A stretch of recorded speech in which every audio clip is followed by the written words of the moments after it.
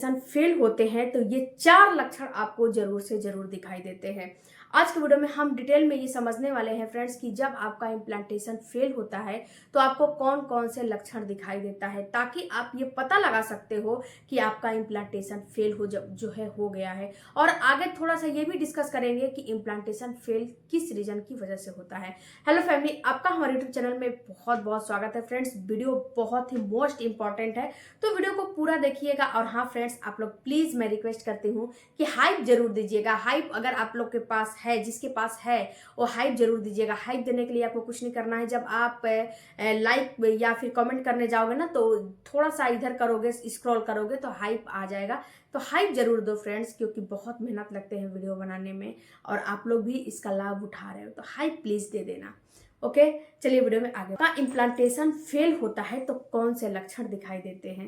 देखो डियर, होता क्या है कि जब आपका इम्प्लांटेशन होता है तो उस समय प्रोजेस्टेरॉन हार्मोन बढ़ते हैं, और आपकी गलतियों की वजह से कह ले या फिर कुछ अन्य रीजन की वजह से जब प्रोजेस्टेरॉन हार्मोन कम होने लगते हैं तो आपका इम्प्लांटेशन फेल हो जाता है। या फिर अगर आपके ईटी एंडोमेट्रियम की दीवार की थिकनेस अच्छी नहीं होती है तो भी आपका इम्प्लांटेशन फेल हो जाते हैं। ये बात समझ लीजिए।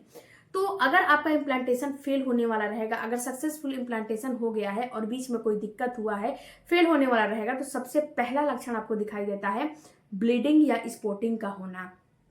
कभी भी आपको ऐसा फील हो कि आपने प्रेगनेंसी कंसीव कर लिया है, अगर हल्की भी आपको ब्लीडिंग आ रही है या फिर स्पॉटिंग हो रही है, तो इसका मतलब है कि आपको कहीं ना कहीं आपका इम्प्लांटेशन फेल हो गया है, इसीलिए ये हल्की सी ब्लीडिंग और स्पॉटिंग हुई है। उसके बाद फ्रेंड्स, उस समय आपको डॉक्टर से कंसल्ट करना चाहिए, क्योंकि वहां पे डॉक्टर कुछ मेडिसिन वगैरह वगैरह देती है। वहां पे अगर इसको सही किया जा सकता है, मतलब कि सही करने लायक रहेगा, तो उसको डॉक्टर सही कर देती है, मेडिसिन देती है, इंजेक्शन देती है प्रोजेस्टेरॉन हार्मोन को बढ़ाने के लिए, ताकि आपका जो बच्चा है वो गर्भ में रोपित रहे, वो गिरे ना। तो आपको हल्का सा स्पॉटिंग और ब्लीडिंग एकदम 100% होता है। ये मटमैला, सबसे पहले मटमैला कलर का होगा, या फिर 2-3 ड्रॉप आपको गाढ़ा भी हो जाएगा। अभी इसमें क्लॉट्स वगैरह नहीं आएंगे, केवल स्पॉटिंग और ब्लीडिंग ही होगा। ओके, इसके बाद फ्रेंड्स, जो दूसरा आपको लक्षण दिखाई देगा वो ये दिखाई देगा पेट में हल्का हल्का दर्द होना। जब आपका इम्प्लांटेशन फेल होने लगता है तो आपको पेट में सबसे पहले बहुत तेज दर्द नहीं होंगे, पहले हल्का फुल्का दर्द शुरू होता है। उसके बाद धीरे धीरे धीरे धीरे ये दर्द तेज होता है, ये दर्द मरोड़ के साथ होने लगता है।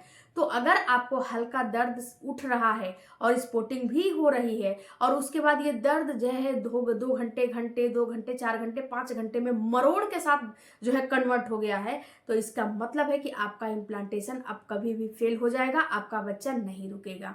क्योंकि होता क्या है फ्रेंड्स कि जो ईटी होती है, जो एंडोमेट्रियम की दीवार होती है, और जो प्रोजेस्टेरॉन होता है ना, इससे बहुत ही घनिष्ठ लगाव होता है। अगर आपका प्रोजेस्टेरॉन हार्मोन थोड़ा भी डिसबैलेंस हुआ तो आपकी ईटी तुरंत ही सेड आउट होने लगती है। ये बात आप समझ लो। और जो बच्चा वहां पे जो है एडजस्ट हुआ है, जो बच्चा वहां पे चिपका है, वो बच्चा निकल जाता है। और जब बच्चा निकल जाता है तो आपको वहां पे तरह तरह की जो है दिक्कतें होने लगती हैं।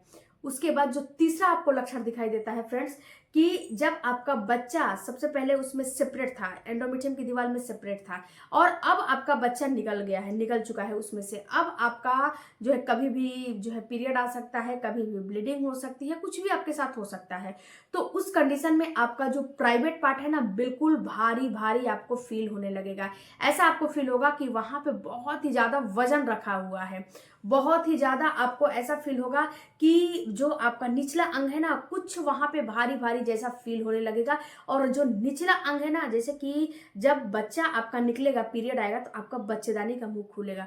तो बच्चेदानी का मुंह खुलेगा ना, तो अभी तो बच्चा उतना बड़ा नहीं हुआ है कि बच्चेदानी का मुंह खुलेगा तो आपको पता चलेगा, लेकिन आपको बच्चेदानी में अंदर जो निचला अंग का अंदर वाला भाग है, वहां पे हल्का फुल्का आपको ऐसा फील होगा कि भारीपन हो रहा है, और कुछ जो है अंदर से निकल रहा है, निकलने जैसा जैसा कि आपको फील होगा।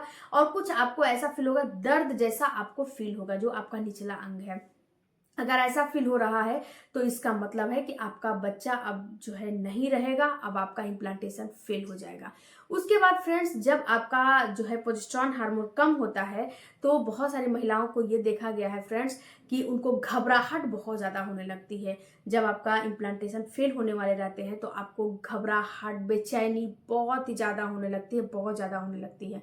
तो अगर आपके साथ भी बहुत आपका मन बेचैन हो रहा है, बहुत ज़्यादा घबराहट हो रहा है, कहीं पे भी मन नहीं लग रहा है, आपकी बॉडी बिल्कुल जो है थक गई है, मतलब कि आपकी बॉडी बिल्कुल निष्क्रिय हो चुकी है, तो ये भी कहीं ना कहीं दर्शाते हैं कि आपका इम्प्लांटेशन फेल होने वाला है। क्योंकि इस समय प्रोजेस्टेरॉन हार्मोन कम होने लगते हैं और प्रोजेस्टेरॉन हार्मोन की वजह से ही ये सारे चीज जो है हो रहे थे। यानी कि जो आपका ईटी है मजबूत हुआ था, आपका बच्चा वहां पे चिपका था, आपको जो है घबराहट, हेडक वगैरह नहीं हो रहे थे। लेकिन जब आपका इम्प्लांटेशन फेल होते हैं तो ये सारा चीज आपको दिखाई देने लगता है।